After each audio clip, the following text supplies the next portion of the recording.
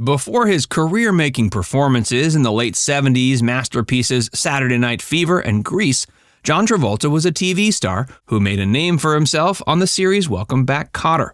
Before that, he stretched his dramatic chops in the memorable made-for-TV feature The Boy in the Plastic Bubble.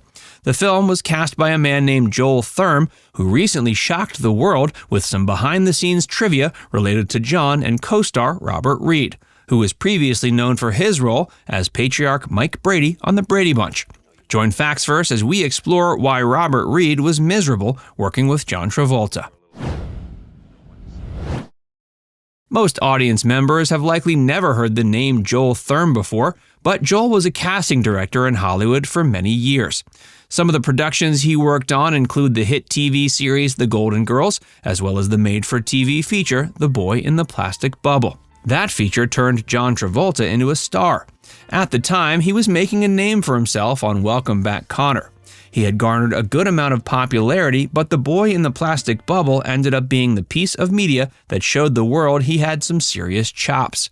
The film also starred the Brady Bunch's Robert Reed as his father. Casting director Joel Thurm recently came out with a book about his time as a casting director in Hollywood, and it contains some interesting tales of the making of The Boy in the Plastic Bubble. According to Joel, filming was largely a positive experience. Most of the people involved gave their all and kept a chipper attitude. But one star wasn't very pleasant to be around, and that was Robert Reed. Reed played an important role in the movie, but John was obviously the film's focal point.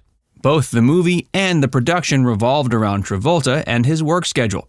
John was still filming episodes of Welcome Back, Kotter at the time, which meant there were only a little over 2 weeks in total that the actor was available. Because of this, the schedule for filming was pretty tight. Given that none of the other actors, including Robert Reed, were in as high of a demand as John, they had to free up time in their own schedules for the bigger star. John had limited availability. Most of the people working on the movie understood that John had obligations to continue filming Welcome Back, Kotter. John was said to have been as pleasant as possible. Still, there was one person who started to hold a grudge against him, Robert Reed. Robert apparently grew jealous of all the attention John was getting, and he was also upset that he and everybody else on the set had to work around John's busy schedule. Hollywood stars having bitter feelings towards one another is nothing new, but Robert Reed took it to another level on the set of The Boy in the Plastic Bubble. He let his negative feelings toward Travolta be known to everyone else on the set. Ironically, Robert's attitude ended up doing more damage towards his own reputation than John's. According to Joel Thurm, things got so bad that on one occasion Robert stormed off the set. Joel followed the actor to his dressing room and ended up performing a decidedly problematic favor to keep the star from quitting. According to Thurm, the incident occurred on a day when the actor had to undergo some extensive makeup. The makeup was meant to show the passage of time, and it required Robert to sit still for a couple of hours. When Robert stormed off towards his dressing room, Joel knew he was going to have to do something drastic to ensure all the makeup didn't go to waste. What he claims to have done is shocking. Some people may already be familiar with the fact that Robert was a closeted homosexual, but you won't be prepared for the story of what Joel did. Did Joel Thurm perform sexual favors for Robert Reed? According to Joel Thurm, things got pretty heated after he followed Reed into his dressing room. Joel offered to give the actor a back rub to calm him down, which was one he allegedly accepted. During the back rub, though, things ended up getting a bit more adult than Joel had expected. Joel claims the back rub ended with him giving the former Brady Bunch patriarch a happy ending, and Robert subsequently returned to set and finished up his work, no questions asked. One might imagine Joel was sickened by the experience, but it seems like Joel considered it to be business as usual. Joel was able to keep his performer from leaving the set of the picture, though the fact that the casting director was willing to perform such an intimate favor for the actor shouldn't suggest any amount of respect. Joel maintains negative feelings about the actor in the wake of the experience, claiming Robert was very unprofessional towards John Travolta.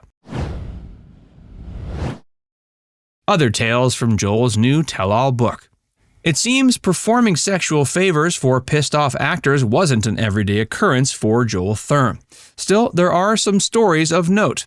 Joel claims he entered into the industry as a big fan of famously closeted Golden Age actor Rock Hudson. According to Joel, he had an encounter with Rock early on in his career that almost turned sexual. The incident occurred at a party when a starstruck Joel noticed Rock from across the room. Rock apparently reciprocated the eye contact and then gestured upstairs when he saw the eager look on the young casting director's face. Joel claims he followed him upstairs with the intention of hooking up with him, but he ended up being too nervous to go through with it. Thurm claims he ended up running into Rock Hudson one more time before the famous actor's untimely death from AIDS in the mid-'80s. Rock apparently didn't recognize Joel from the incident, which is something the casting director was grateful for.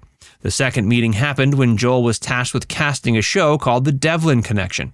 It came on the air in 1982 and starred Hudson. Towards the end of the decade, Joel became casting director for The Golden Girls. That show became a big hit, but it also yielded another interesting behind-the-scenes anecdote. According to Joel, there was a moment during the production when B. Arthur called Betty White a four-letter word that starts with a C. The Boy in the Plastic Bubble was released in 1976, and Travolta went on to star in Saturday Night Fever the following year.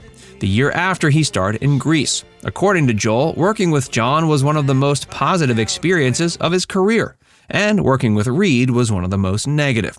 Robert had a history of being difficult, and there were also allegedly a few times when he butted heads with creative forces behind the scenes of the Brady Bunch.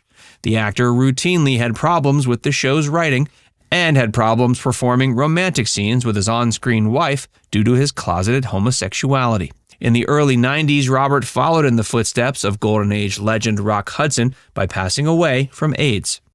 Now it's time to hear from you. Did you know that the Brady Bunch's Robert Reed threw a fit on the set of the made-for-TV feature The Boy in the Plastic Bubble, and that revolved around co-star John Travolta? Let us know in the comments section below.